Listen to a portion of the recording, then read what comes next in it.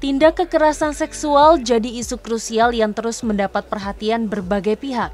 Dalam ranah pendidikan, kekerasan seksual jadi isu yang sangat penting untuk ditindaklanjuti mengingat kasus ini marak terjadi.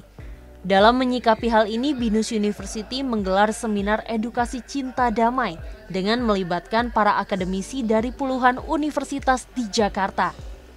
Seminar ini hadir dengan mengundang sejumlah pembicara, yakni pakar hukum serta advokat untuk memberikan edukasi mengenai pencegahan tindak pidana kekerasan seksual.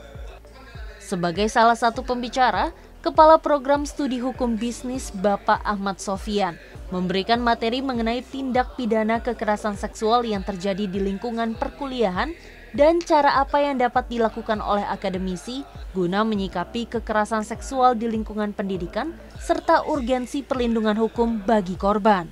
Ya, saya tadi menyampaikan tentang tindak pidana kekerasan seksual berdasarkan dua norma ya. Pertama Permendikbud 55 tahun 2024 sama berdasarkan Undang-Undang nomor 12 tahun 2022 tentang tindak pidana kekerasan seksual.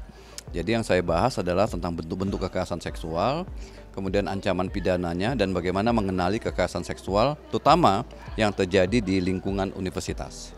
Tidak berhenti sampai di sana, selain di dunia nyata, kekerasan seksual kini juga marak terjadi di dunia cyber, Smart Viewers. Ini jadi bagian dari pemaparannya Ibu Siti Yuniarti yang juga hadir sebagai pembicara. Ia memberikan edukasi mengenai pentingnya menjaga keamanan digital sebagai bentuk perlindungan diri bagi setiap pengguna media digital. Ibu Siti Yuniarti juga menjelaskan tentang bahaya kekerasan seksual yang terjadi di ruang cyber seperti penyebaran konten pribadi tanpa izin, sextortion, hingga ancaman berbasis digital.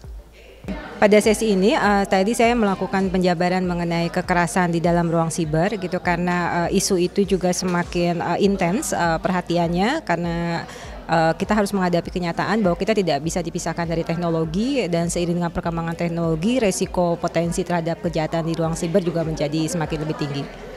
Di akhir sesi pemaparan materi, harapan serta pesan juga disampaikan oleh kedua pembicara untuk para peserta. Ya, untuk kedepannya saya pikir kegiatan refreshing seperti ini harus dikembangkan ya. Kenapa?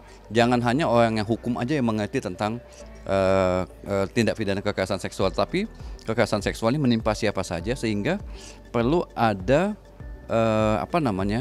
perlu ada paralegal yang juga memberikan edukasi dan memberikan pendampingan ketika menemukan kasus-kasus kekerasan seksual.